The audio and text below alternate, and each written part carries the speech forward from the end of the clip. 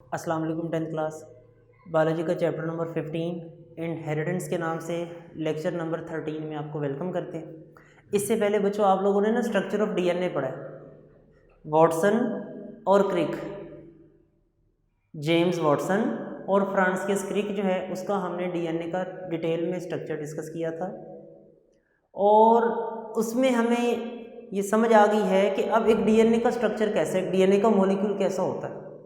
उसने चंद बातें कही 1953 में। उनके मुताबिक डीएनए का मॉलिक्यूल डबल स्ट्रैंडेड है और न्यूक्लियोटाइड से मिलकर बनता है। मैं वो double stranded molecule straight form में लिख रहा हूँ, एक्चुअली का वो डबल स्ट्रैंडेड मॉलिक्यूल जो है वो कॉइल्ड फॉर्म में ही होता है। ठीक है, हमने डीएनए का मॉलिक्यूल इस तरह से पढ़ा था कि वो कॉइल्ड फॉर्म में होता है, यूं ऐसे, और दोनों के दोनों स्ट्रैंड्स जो हैं आपस में लिंक्ड हैं इस तरह से। डीएनए का जो मॉलिक्यूल है डबल स्ट्रैंडेड है और दोनों के दोनों जो स्ट्रैंड्स हैं आपस में कोइल्ड हुए होते हैं, लिपटे हुए होते हैं। डीएनए का मॉलिक्यूल न्यूक्लियोटाइड से मिलकर बनता था। 4 न्यूक्लियोटाइड्स होते हैं उसमें, गवानीन, साइटोसिन, एडेनिन और थायमिन, वो भी हमने डिस्कस किए। अच्छा बच्चों, तो नेक्स्ट में ये बात है आज की कि डीएनए काम कैसे करता है, हाउ डीएनए वर्क्स। हमारी बॉडी के अंदर साइंटिफिकली अगर हम रिसर्च लेवल पे भी चले जाए ना तो ये कहा जाता है कि एक इंसान की इवन जो हैबिट्स हैं, जो आदात हैं, उनको भी कंट्रोल करने वाला डीएनए। ये डीएनए किसी पूरे स्कूल के प्रिंसिपल, किसी पूरे कंट्री के प्राइम मिनिस्टर के जैसा है। एक सेल के अंदर जितनी भी एक्टिविटीज़ हो रही हैं उन सबको कंट्रोल करने वाला होता है न्यूक्लियस, और न्यूक्लियस के अंदर क्या होता है, डीएनए। तो बच्चों हमारी पूरी सेल के अंदर, पूरी बॉडी के अंदर जितना भी वर्क हो रहा है, जो भी फंक्शंस हो रहे हैं, जो मेटाबॉलिज्म, जो केमिकल रिएक्शन या जो प्रोटीन बन रही है, जो हमारी ग्रोथ हो रही है, तो सारे के सारे किस चीज़ की मरहून मिन्नत है, डीएनए।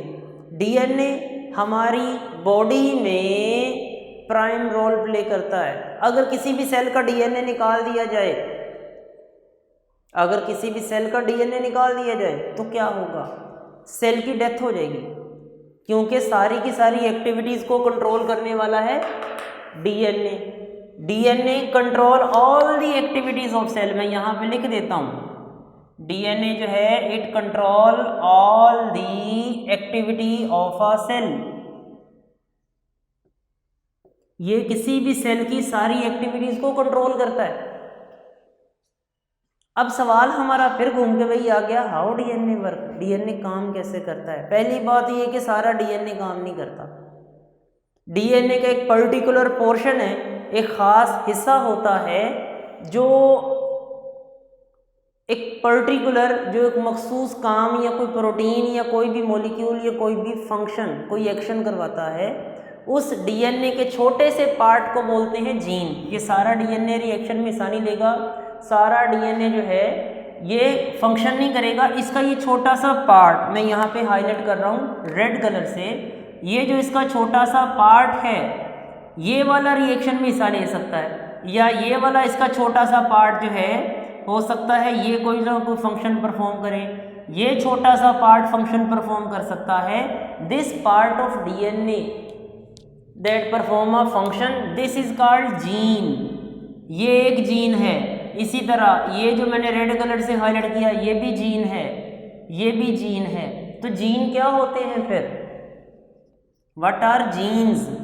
तो जीन्स के बारे में आई बात कि these are the part of DNA, ये डीएनए का पार्ट हैं।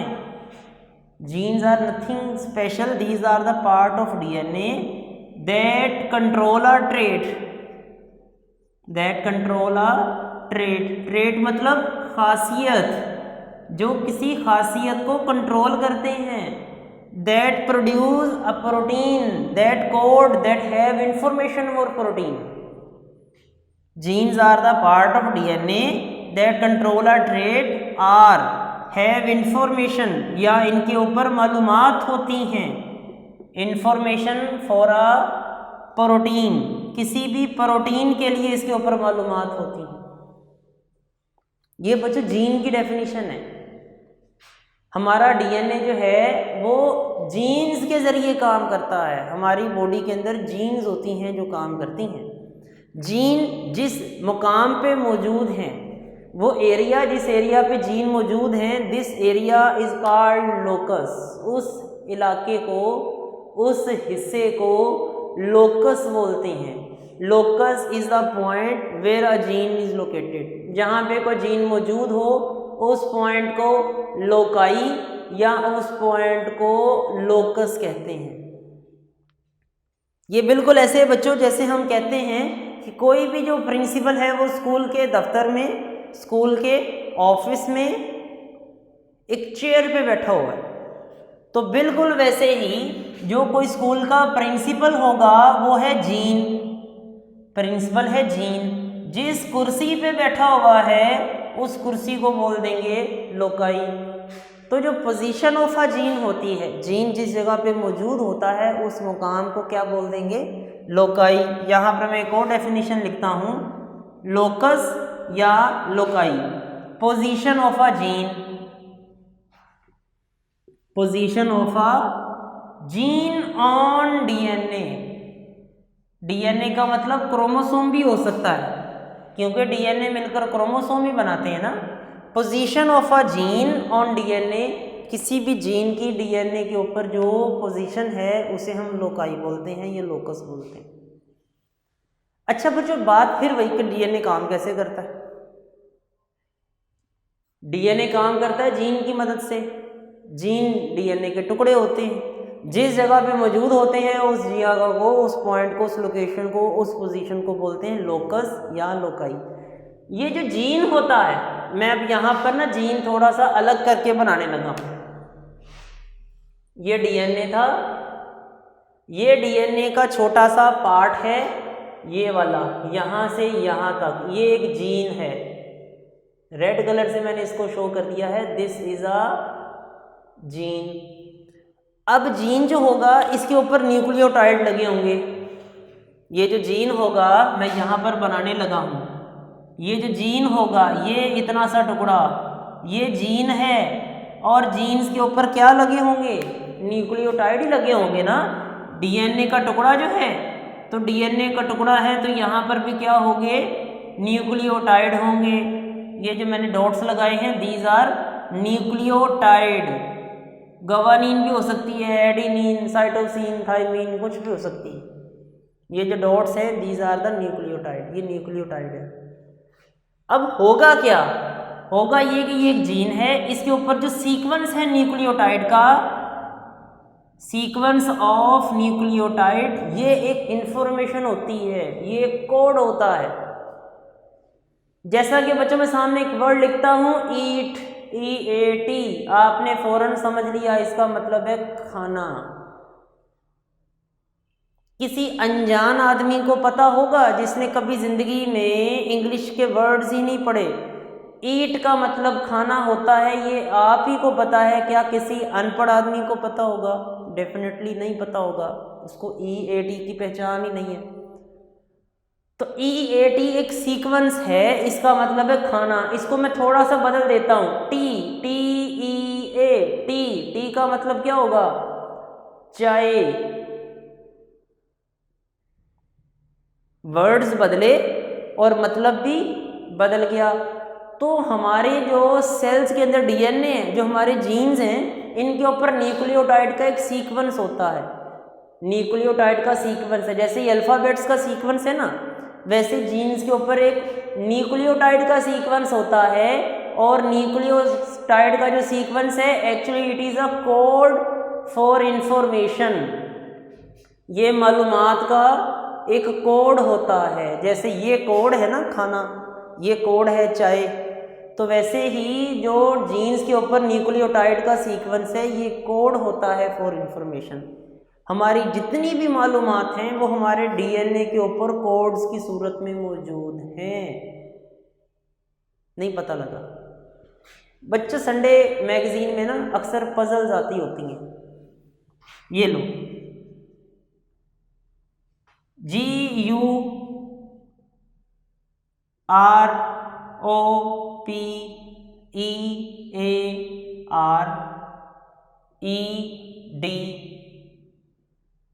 ये बेटा मैंने ना ON, ये मैंने एक अजीब सा वर्ड लिखा है, कोई समझ नहीं आ रहा, कोड है नहीं समझ आ रहा, लेकिन जैसे जैसे आप इस कोड को पढ़ते जाएंगे आपको दरमियान में एक ख़ास पीस ऐसा मिलेगा जिसका कोई ना कोई मकसद, कोई ना कोई मतलब बनेगा।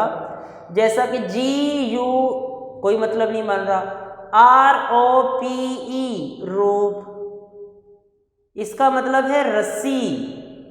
ये एक सीक्वेंस है ना, ये सारा न्यूक्लियोटाइड है, इतना सा जो सीक्वेंस है इसका मतलब है रस्सी। थोड़ा सा आगे चलते हैं, PEAR पियर, ये एक और कोड बन गया, PEAR पियर। इसका क्या मतलब होगा? इसका मतलब है पियर मैंने नाशपाती। थोड़ा सा और आगे चलते हैं, RED रेड, रेड मैंने सुर्ख। DON डॉन, डॉन मैंने गुंडा, येलो। बेताज बादशाह, ऐसे ही है ना, बेताज बादशाह, येलो। ये क्या था सर? सीक्वेंस है लफ्ज़ों का, सीक्वेंस है लफ्ज़ों का, उसके ऊपर एक पर्टिकुलर इंफॉर्मेशन छुपी हुई है। ये अल्फाज का देखो सीक्वेंस है और इसके ऊपर एक पर्टिकुलर इंफॉर्मेशन छुपी है। रूप मैंने रस्सी, पियर मैंने नाशपाती, रेड मैंने सुर्ख, डॉन मैंने बेताज बादशाह।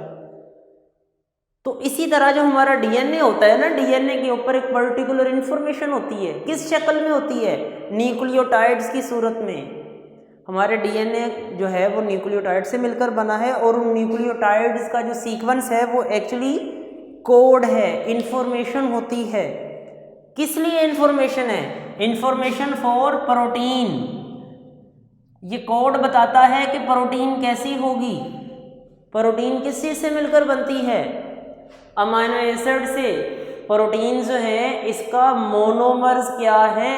Amino acids. हमारी जो प्रोटीन है अमाइनो एसिड से मिलकर बनती है। एक प्रोटीन में कितने अमाइनो एसिड होते हैं? 10,000। एक प्रोटीन में अमाइनो एसिड्स की तादाद 10,000 तक हो सकती है। तो क्या वो 10,000 अमाइनो एसिड अपनी मर्जी से लग जाएंगे? सोचें थोड़ी देर के लिए। क्या वो जो 10,000 अमाइनो एसिड्स हैं उनकी अपनी मर्जी? 20 किस्म के टोटल अमाइनो एसिड है ना, केमिस्ट्री में हमने पढ़ा है। तो उनका कोई सीक्वेंस नहीं होता होगा, कोई अरेंजमेंट होती होगी ना। अगर अमाइनो एसिड आगे पीछे लग जाए तो मतलब बदल नहीं जाएगा। अगर ये थोड़ा सा भी कोड आगे पीछे मैं कर दूं, सोचें थोड़ी देर के लिए, एक लफ्ज़ मैं इधर से मिटा के पीछे लगा दूं, पीछे से मिटा के आगे लगा दूं, क्या ये सीक्वेंस सही रहेगा? ख़राब हो जाएगा। ये कोड बच्चों खराब हो जाएगा। एक ही नुक्ता जो है, एक जो वर्ड है वो आपका सारा कोड खराब कर सकता है। ठीक है ना? को का ने बना दे, ने का को बना दे। अली ने अकरम को मारा, अली ने अकरम को मारा। मैं लिखता हूँ अली को अकरम ने मारा। अब बात सारी तो बदल गई। अली ने अकरम को मारा, अली को अकरम ने मारा, बात तो सारी बदल गई। तो बच्चों अब इसका इलाज क्या है कि ये जो कोड होता है ये एक पर्टिकुलर इंफॉर्मेशन होती है। ये जो DNA के ऊपर मालूमात हैं जिस कोड की सूरत में मौजूद हैं, पहले इन्हें डीकोड किया जाता है, मालूमात को RNA के ऊपर मुंतकिल कर दिया जाता है। जितना भी इंसान का DNA है सबसे पहले इंफॉर्मेशन जो है DNA से निकलकर RNA की सूरत में स्टोर होती है। ये जो प्रोसेस है इस प्रोसेस को कहते हैं ट्रांसक्रिप्शन। DNA पे आने वाली सारी की सारी मालूमात जो है पहले RNA के ऊपर ट्रांसफ़र होती हैं। ये जो प्रोसेस है इस प्रोसेस को बोल देंगे ट्रांसक्रिप्शन। ये काम सेल के न्यूक्लियस में होता है, ये काम सेल के न्यूक्लियस में होता है। फिर RNA जो होता है इस पे जितनी भी मालूमात हैं उसको इस्तेमाल करके प्रोटीन्स बनाई जाती हैं। आरएनए बताता है कि कौन सा अमीनो एसिड पहले नंबर पे लगना है, कौन सा अमीनो एसिड दूसरे तीसरे पे लगना है। आरएनए की मालूमात के मुताबिक फिर प्रोटीन तैयार होती हैं। This is called transcription. ये जो प्रोसेस है दिस इज कॉल्ड ट्रांसलेशन। मैं रिपीट करता हूँ, सबसे पहले डीएनए पे जो मालूमात हैं, जितनी भी इंफॉर्मेशन है वो कहाँ मुंतकिल की जाती है, वो आरएनए पे मुंतकिल कर दी जाती है। फिर वो सारी इंफॉर्मेशन जो आरएनए पे चलेगी उसको इस्तेमाल करके प्रोटीन बनाई जाती है। ये जो प्रोसेस है डीएनए से आरएनए का बनना, इसे ट्रांसक्रिप्शन, और आरएनए से आगे प्रोटीन का बनना, इस प्रोसेस को बोल देंगे ट्रांसलेशन। ट्रांसक्रिप्शन का प्रोसेस न्यूक्लियस में होता है और ट्रांसलेशन का प्रोसेस सेल के साइटोप्लाज्म में होता है। ये एक डिफरेंस आ सकता है, what is the difference between transcription and translation. ये बच्चों बिल्कुल ऐसे ही है जैसे स्कूल का हेडमास्टर कभी भी क्लास के अंदर पैगाम देने खुद नहीं जाता।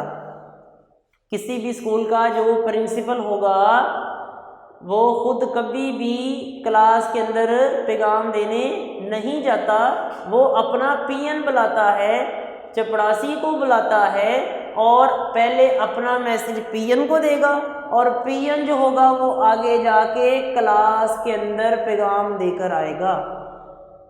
ये जो प्रिंसिपल से पीएन तक मैसेज का जाना है दिस इज ट्रांसक्रिप्शन, फिर पीएन से आगे मैसेज ट्रांसलेशन।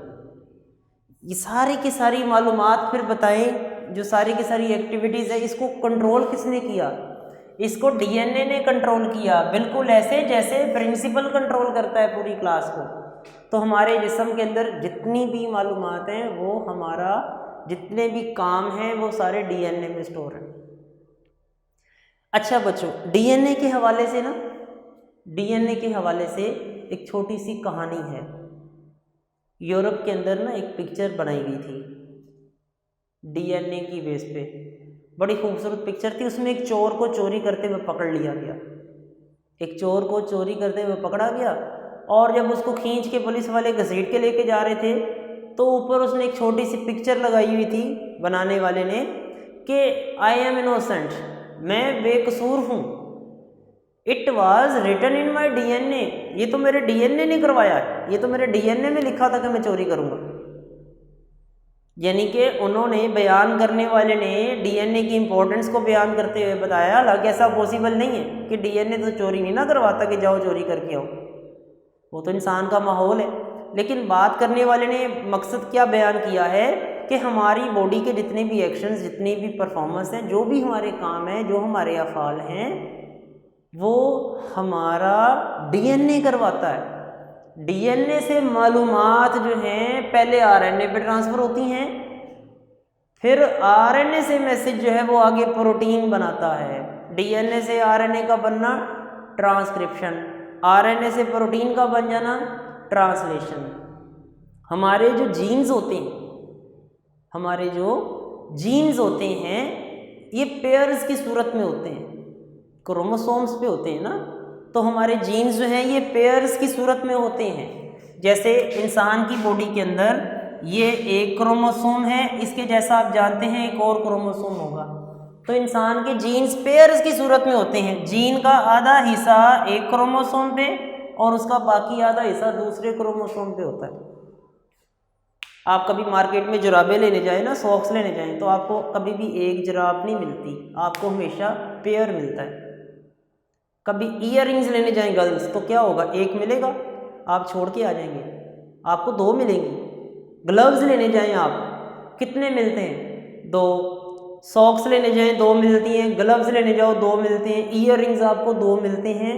तो वैसे ही जो जीन्स होते हैं ये भी पेयर्स की सूरत में होते हैं, जीन्स पेयर की सूरत में होते हैं। और एक जीन जो होता है उसकी जो एक जोड़ी का पार्टनर है दिस इज कॉल्ड अलील, उसे अलील कहते हैं, उसे अलील कहते हैं। अलील जो है, एक अलील फादर से आता है, एक अलील मदर से आता है। हमारे कुछ खसूसियात हमारी मदर जैसे हैं, कुछ खसूसियात हमारे फादर जैसे हैं। तो बात बच्चों क्या है कि हमने अपने पेरेंट्स दोनों से, मेल और फीमेल, मदर और फादर दोनों से डीएनए लिया है। जीन का आधा हिस्सा हमने अपनी मदर से लिया है, जीन का आधा हिस्सा हमने अपने फादर से लिया है। जिसका जीन का आधा हिस्सा ताकतवर था वो खसूसियत हम में आ गई। छोटी सी मिसाल आपको देते हैं कि फॉर एग्जांपल हमारे वालिद का ब्लड ग्रुप है ओ, इंसान है, मैं हूँ, मेरे वालिद का ब्लड ग्रुप है ओ, वालदा का ब्लड ग्रुप है ए, फादर का ब्लड ग्रुप ओ है, वालदा मदर का ब्लड ग्रुप ए है और मेरा भी ब्लड ग्रुप ए है। मैंने अपने ब्लड ग्रुप का जो जीन है आधा अपने फादर से लिया है, आधा मदर से लिया है। जिसका जीन का हिस्सा ताकतवर था वो क्वालिटी आ जाती। तो जीन्स जो होते हैं उनके जो पेयर्स होते हैं, जीन्स की जो जोड़ियां होती हैं उन्हें अलील कहा जाता है। किसी शख्स के अंदर हो सकता है दोनों अलील एक जैसे हों, फादर का ब्लड ग्रुप भी ए है, मदर का भी ए है, तो बच्चों का ब्लड ग्रुप ए, दोनों के अलील एक जैसे। ये भी हो सकता है कि किसी शख्स के अंदर दोनों अलील्स डिफरेंट हों, फादर का ब्लड ग्रुप बी है, मदर का ए है, दोनों के अलील डिफरेंट आ गए। किसी भी शख्स के अंदर अलील क्या होता है? It is an altered form of a gene. Allele क्या है? हमारे जीन्स पेयर्स की सूरत में होते हैं। जिस तरह ग्लव्स, सॉक्स पेयर्स में हैं, तो वैसे ही are genes are also in the form of pair. Genes के जो पेयर्स होते हैं इन्हें हम अलील बोलते हैं। अलील दोनों एक जैसे भी हो सकते हैं, अलील डिफरेंट भी हो सकते हैं। अलील का एक हिस्सा हम अपने फादर से लेते हैं, अलील का दूसरा हिस्सा जो है हम अपनी मदर से लेते हैं। ठीक है, जिसके अलील स्ट्रॉन्ग होते हैं वो काम करके दिखाते हैं। ठीक है, ये बात हम बच्चों आगे इंशाल्लाह डिस्कस भी करेंगे। आज हमने जो सारी डिस्कशन की है, जो क्वेश्चंस हमने निकाले हैं, सबसे तो पहला क्वेश्चन आपका शॉर्ट क्वेश्चन नंबर 1 बनेगा, what is gene. Question number 2 बनेगा, व्हाट इज लोकस। जीन क्या है? दूसरा सवाल लोकस किसे कहते हैं। तीसरा सवाल बच्चों बनेगा, difference between transcription and translation. इन दोनों में फ़र्क आता है, difference between transcription and translation. Question number 4, what is allele. Allele की तारीफ। अलील सेम भी हो सकते हैं, अलील डिफरेंट भी हो सकते हैं। तो ये बच्चों हमारे 4 क्वेश्चन हैं आज के टॉपिक में, बोर्ड के ऊपर हाईलाइट कर दिए गए हैं। पहला सवाल what is gene, second question define allele, what is locus. तीसरा सवाल difference between transcription and translation, and fourth one and last question what is allele. Allele क्या होता है। तो टॉपिक बच्चों आज का हाउ डीएनए वर्क्स यहाँ पे ख़त्म होता है। नेक्स्ट टॉपिक होगा जीनोटाइप एंड इट्स टाइप्स, उस पर इंशाल्लाह हमारा नया लेक्चर होगा। तब तक के लिए अल्लाह हाफिज़।